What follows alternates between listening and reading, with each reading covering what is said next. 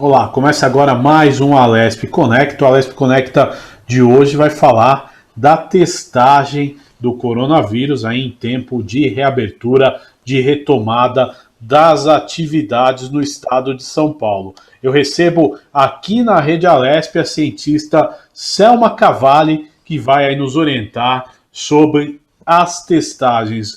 Doutora, seja muito bem-vinda à Rede Alesp. Tudo bem com a senhora? Tudo bem, Guga. Com vocês. Espero que tudo ok também. Tudo ótimo. Vamos falar de um assunto aí que é importante, né, a gente esclarecer, que é a testagem em massa. As pessoas ainda têm dificuldade para entender, né, o processo de testagem em massa, mas agora, durante a flexibilização, é extremamente necessário, né? Qual que é o papel da testagem em massa exatamente nesse período aí que as pessoas estão saindo do isolamento social para a retomada, doutora? Guga, obrigada aí pelo espaço e pela pergunta. A testagem em massa é o que realmente vai possibilitar que a população não tenha uma taxa de infecção ainda maior, principalmente nesse momento de retomada. Porque o que acontece? Uma vez que o indivíduo entenda, né, que ele está infectado e tem a comprovação do teste a respeito disso, ele vai tomar certamente as medidas mais adequadas, e vai estar em isolamento, não vai ter a sua exposição no meio, né, de outras tantas pessoas, para que exatamente essa proliferação da doença seja prevenida. Então, o indivíduo ser testado quando existe essa possibilidade de infecção é realmente uma das medidas que vai ajudar a refrear aí o aumento da doença no nosso país. Ora, doutora, é importante a gente abordar esse assunto, até porque realmente as pessoas vão conhecendo aos poucos, né? E eu acredito que a grande população ainda não entenda muito essa lógica. Temos dois tipos de teste, a sorologia e o PCR. Como funcionam esses testes? Eu gostaria que a senhora explicasse de forma didática e para que cada um deles serve e que o telespectador possa entender de uma forma didática. Por favor, doutora. Guga, realmente esse esclarecimento é bastante interessante e importante para que as pessoas saibam onde ir, como fazer no momento que tem alguma suspeita e tal. Então, são duas grandes classes ou possibilidades de testagem. Uma que a gente chama de teste molecular. Existem vários tipos, mas são os testes moleculares. E o que é preconizado pela Organização Mundial da Saúde é a RT-PCR, que inclusive é o teste que a Thermo Fisher disponibiliza. Então, esse é o teste molecular, e eu vou explicar um pouquinho mais, mas temos aí, como você mencionou, o teste sorológico. Então, qual a diferença entre os dois? O teste sorológico é um teste que vai identificar anticorpos do indivíduo. Esse teste pode ser, inclusive, aquele da farmácia, que também identifica anticorpos, é aquele que a gente chama de teste rápido, mas ele também identifica anticorpos. Claro que os testes de farmácia, o teste sorológico do laboratório, podem ter diferenças aí em termos de sensibilidade, especificidade, mas eles todos identificam anticorpos, que é a resposta do organismo ao agente infeccioso. O que acontece com esse teste? Quando um indivíduo é infectado, né, e neste caso pelo vírus, pelo coronavírus, o organismo leva aí alguns dias, e no caso da Covid-19, ele leva aproximadamente de 7 a 10 dias para que o organismo infectado por esse vírus comece a desenvolver anticorpos. Isso significa que entre o primeiro dia da infecção até mais ou menos o 10º dia, esse teste, bom ou ruim, de melhor ou pior qualidade, a gente ainda está na janela imunológica que não existe anticorpos ainda. Então, esse teste vai ser necessariamente negativo nesse primeiro período da infecção, porque os anticorpos não foram produzidos pelo organismo. Após isso, os anticorpos começam a subir para exatamente promoverem aí a proteção do indivíduo e tal. E aí, nesse caso, só para agregar um pouco mais de informação, acho que essa a ideia, né, a gente poder ter a população cada vez mais bem informada. O primeiro anticorpo a gente normalmente observa 2 ou 3 até, mas 2 principais anticorpos que é o que a gente chama de IgM, que é o primeiro deles que sobe. Aí, com 10 dias, provavelmente a gente já começa a ver o IgM, que é o de primeiro ataque. E depois, um pouco mais adiante, aí, com talvez 25, 30 dias, a gente já começa a observar a curva, né, do anticorpo IgG subindo. Então, esse é o teste sorológico. O teste de RT-PCR, que é o que a Thermo Fisher disponibiliza e que é novamente preconizado pelos organismos de saúde globais, CDC nos Estados Unidos, Organização Mundial de Saúde, esse teste é um teste que identifica o vírus. Então, aí está a grande diferença. Então, se o indivíduo se infectou há 2 dias, ele já tem vírus circulante, ele já tem vírus no seu organismo. E uma vez que é feita a coleta e é feito o teste de RT-PCR, aí sim é possível identificar o próprio vírus. É por isso que nesse teste não existe a janela imunológica e por isso que ele é o mais adequado nesse momento. Não Agora, sei se eu doutora, esclareci tudo. não, esclareceu. Agora, existem dúvidas, né, dos leigos, e às vezes é bom a gente perguntar dessa forma. O PCR, ele só vai diagnosticar o vírus quando a pessoa estiver no auge da infecção. É isso mesmo? Ele vai identificar o vírus no indivíduo que foi que tem vírus, né? Então o que acontece? Que foi infectado aí há 2, 3 dias até 14 dias, 15 dias por aí. Por quê? Porque nesse momento, uma vez infectado, a quantidade de vírus realmente vai subindo, né, no organismo, aí o organismo começa a reagir e aí a quantidade de vírus vai diminuindo. Então, nesse período, é possível identificar o material genético do vírus presente naquele organismo. Depois de 30 dias da infecção, é possível identificar? Claro que em alguns organismos a doença é nova, né? Ainda existem muitos estudos sendo feitos e por fazer para identificar se existe ainda uma viremia em alguns indivíduos presentes depois de 30 dias, 40 dias, o que é possível, mas não é o mais comum. Em geral, depois do contágio, depois de 15, 20 dias máximo, a viremia já começa a cair, e aí sim, também aí não adianta mais testar para identificar o vírus, sendo que o vírus já não está mais presente. Agora, doutora, pegar um exemplo até que eu vivi. Eu passei no mês de junho por uma suspeita da Covid, que depois deve ter sido uma virose, uma gripe. E o que acontece? Eu fiz o PCR num dia, aí 2, 3 dias depois os sintomas foram embora, e 15 dias depois eu fiz a sorologia. Todos eles deram negativo, tanto o PCR quanto a sorologia. A minha pergunta é a seguinte: eu devo repetir esse exame depois para ver se teve alguma mudança ou não? Possivelmente não, considerando apenas esse episódio. Obviamente, você está aí vivendo em contato com outras pessoas, mas em relação a esse episódio, não, porque se naquele momento você realizou o PCR e deu negativo, e depois de algum tempo você realizou o teste sorológico e continuou negativo, de fato você não teve contato com o vírus naquele momento.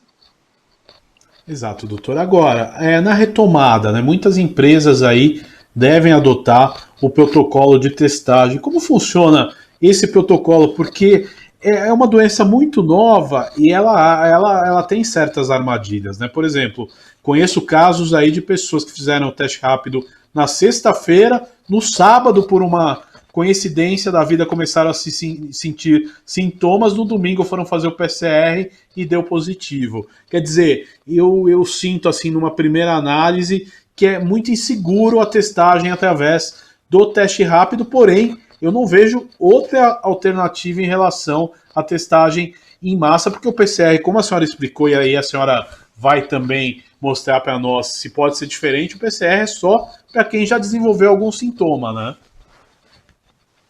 Então, não necessariamente. Na verdade, o que se observa é que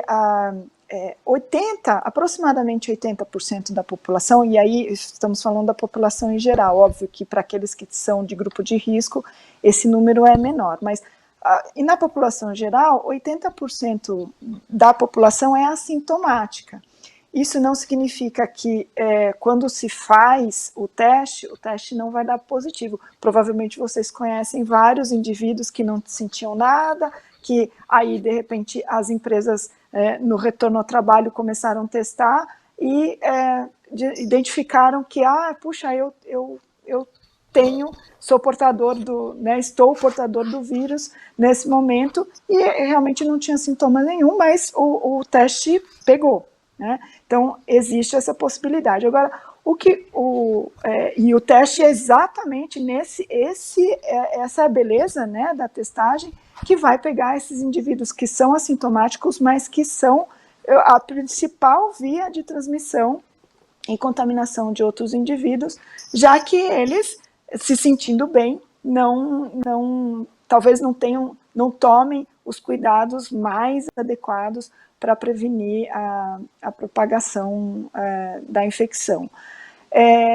Agora, é muito verdade que, bom, hoje o teste de farmácia é um teste que tem aí 70%, 80% de sensibilidade, ou seja, lembrando que no momento da infecção, se o indivíduo, nesse caso que você comentou, o indivíduo estava infectado, provavelmente havia sido infectado havia pouco tempo, e fez o teste de farmácia, realmente ele podia ser o melhor teste de farmácia possível. Ele provavelmente ainda não tinha anticorpos e não ia ser detectado pelo teste da farmácia. Então, se faz, como é esse caso, o teste de qPCR, aí sim vai pegar, porque, de novo, o teste de PCR em tempo real, ele vai detectar o vírus.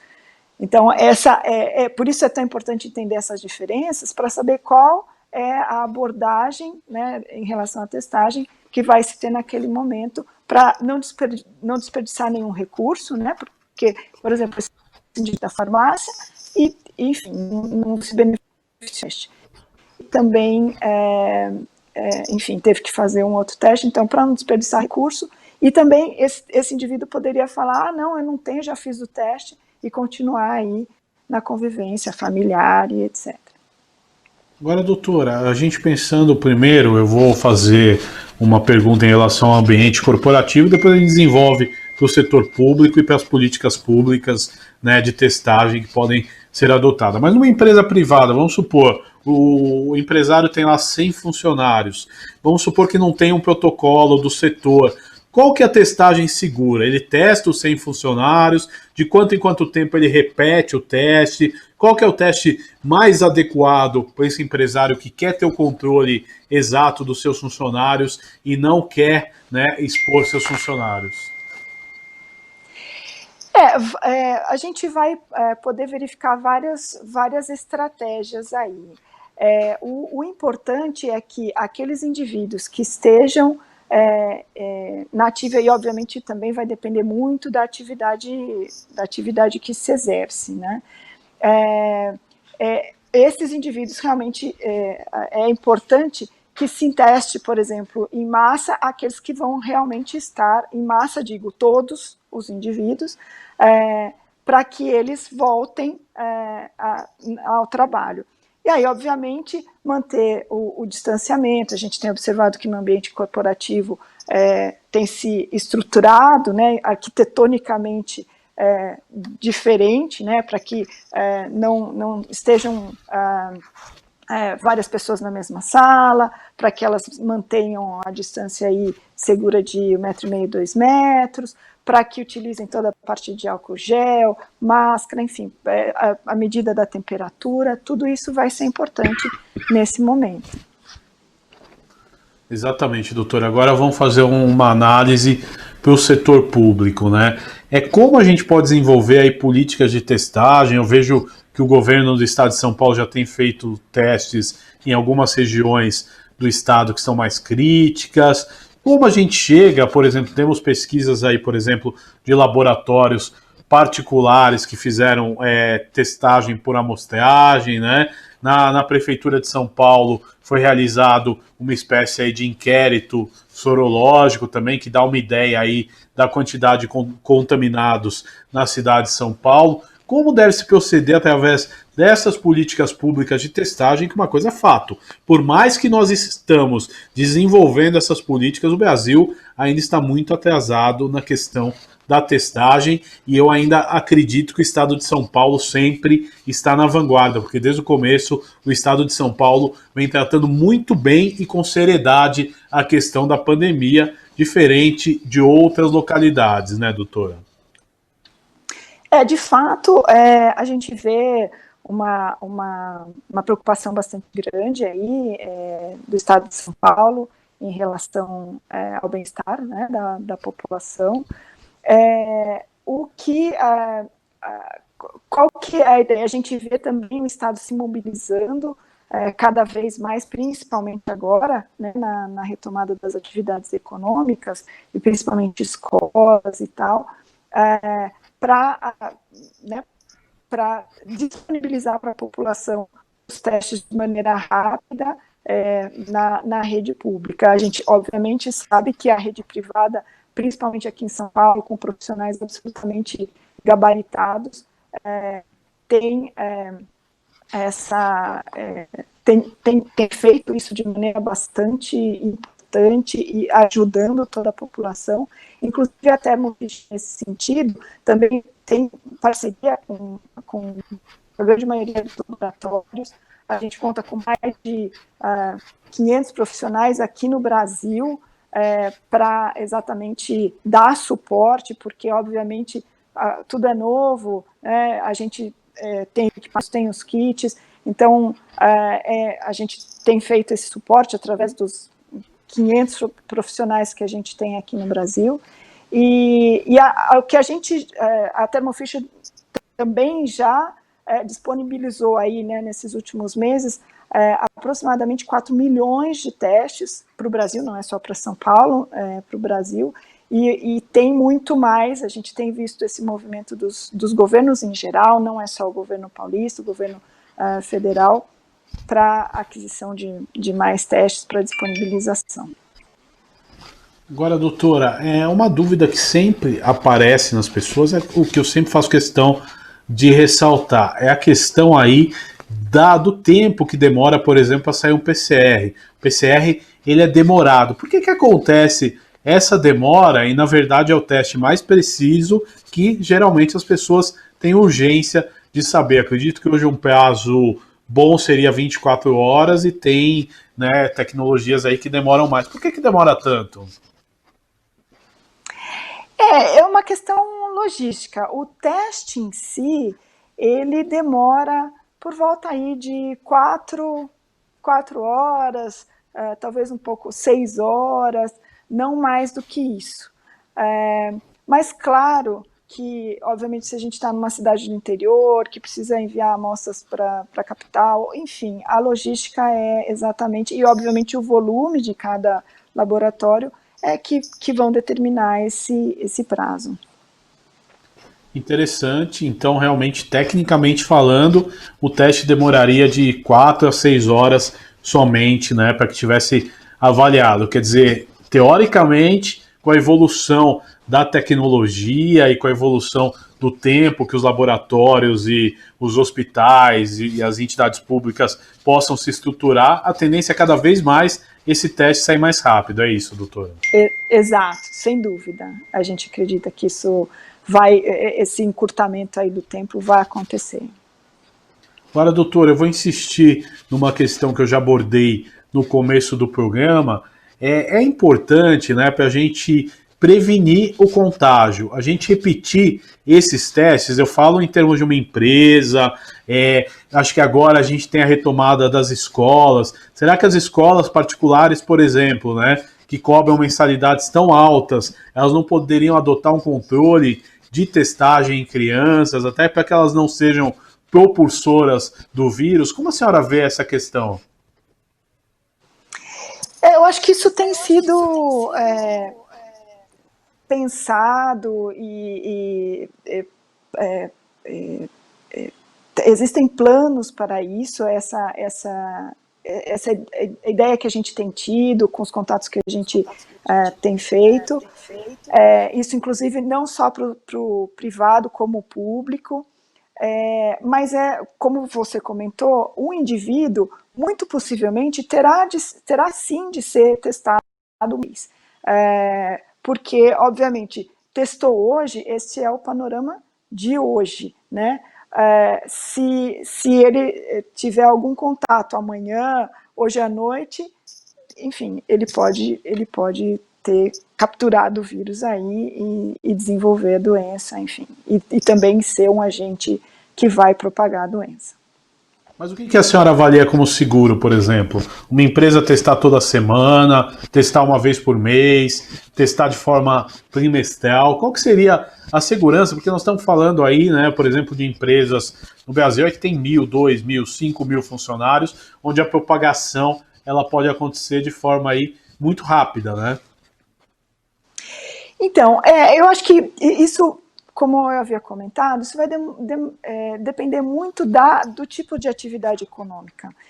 E, obviamente, a gente também tem visto muito mais empresas que não necessariamente precisam de toda a sua força de trabalho no posto de trabalho, né? Alguns, sim, podem... a gente vê uma mescla da atividade que vai ser retomada, mas com indivíduos ainda trabalhando a partir de casa, indivíduos... Então, esse turno... Então, isso tudo, este plano de teste para cada indivíduo e para cada atividade econômica, por exemplo, para escolas, a gente está vendo aí que a retomada das aulas vai ser para 30% mais ou menos das crianças, vai haver um rodízio, então isso tudo vai depender da atividade em questão. Então, é difícil comentar, vai ter que testar toda semana, vai ter que testar, não sei, né? Isso a gente vai ter que ir identificando de acordo com a atividade. Legal, doutora. Agora eu queria que a senhora fizesse uma análise, né, conforme aí a sua experiência como cientista, de como vai ser esse novo normal que nós estamos começando a enfrentar. A gente sabe que só teremos, né, um alento nessa situação quando tivermos a vacina, e não adianta a gente querer, né, florear a questão, mas a gente sabe que uma vacina bem estudada nós só vamos ter a partir de maio, junho do ano que vem, sendo muito otimista, né? Então, como é que a senhora vê esse final de ano, a retomada e o início do próximo ano nessas questões? Olha, de fato, a retomada precisa ser lenta e gradual. A gente, como você comentou, Guga, a gente sabe que as vacinas, em geral, uma vacina demora aí 5 anos, né, em termos para passar por todas as fases de estudos, e as empresas têm feito o melhor que podem para conseguir que as vacinas saiam em tempo recorde, a gente sabe disso. E aí, voltando à sua pergunta, a gente sim vai ter que ter essa retomada bastante cuidadosa, analisada, porque essa abertura e eventualmente uma retração, uma nova abertura, uma retração, isso tudo pode acontecer, ninguém descarta, mas, obviamente, se houver uma certa, não é uma rigidez, mas uma certa disciplina nisso, provavelmente a gente vai conseguir abrir aos poucos e sem ter que retroceder em termos de abertura, mas a gente difícil, como cientista, como nada, eu posso dizer como é que a coisa vai ser, porque ninguém sabe. Então, eu acho que realmente a ideia é ter um plano bem estruturado e executar de maneira bastante fiel para que a gente tenha esse sucesso na retomada. E, obviamente, a gente ter cada vez mais a população informada, então a disponibilização de fóruns para exatamente como esse, inclusive, que a gente lhe agradece aí pela abertura, para exatamente ter um maior esclarecimento e para que a população realmente possa colaborar com isso. Eu creio que, do ponto de vista nós como brasileiros, né, temos que aí ajudar nesse intento, e as empresas e etc., que já vem, obviamente, fazendo bastante nesse sentido. A Fischer, nesse caso, a gente tem muitos profissionais que têm ajudado nesse sentido também, né, de conscientização da população. Acho que isso tudo vai ser importante para a comunidade podermos nos ajudar aí. Doutor, eu quero agradecer a sua participação no Alesp Conecta de hoje. Até uma próxima oportunidade, viu? Muito obrigado. Guga, eu que te agradeço, e só como última mensagem, acho que vale a pena reforçar todos os cuidados de utilização de máscara, de distanciamento, álcool gel, enfim, não aglomeração, tudo isso é bastante importante para que a população possa se prevenir e a gente não ter uma escalada muito grande dos novos casos e dos casos de morte, infelizmente. Nós que agradecemos, a Thermo Fisher agradece aí o espaço. Quero agradecer, então, a participação da cientista Selma Cavalli nesse Alesp Conecta de hoje. Falamos aí de testagem em massa e os tipos do testes contra o coronavírus. Você pode ver e rever este e outros programas em nosso canal no YouTube. Até o nosso próximo encontro. Tchau!